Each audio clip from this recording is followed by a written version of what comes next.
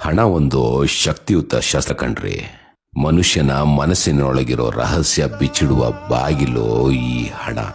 ಸದ್ಗುಣಗಳ ಮೇಲೆ ಮುಸುಕು ಹಾಕಿ ಲೋಭದಿ ದುಷ್ಟತನವನ್ನು ಬೆಳಗಿಸುವ ಬೆಂಕಿಯಂತೆ ಕಣ್ರಿ ಈ ಮನುಷ್ಯನ ಮನಸ್ಸು.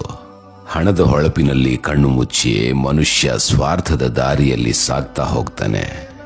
ಬಂಧುಗಳು, ಸ್ನೇಹಿತರು ಇವರೆಲ್ಲರನ್ನು ಮರೆತು ಅಧಿಕಾರದ ಹೊಂಬಣ್ಣದ ಕನಸು ಕಾಣ್ತಾನೆ ಕಣ್ರಿ ಈ ಮನುಷ್ಯ.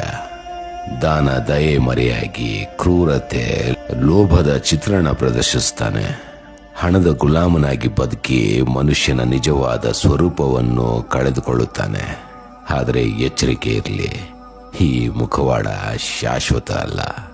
ಒಂದು ದಿನ ಕಳಚಿ ಬೀಳುತ್ತೆ.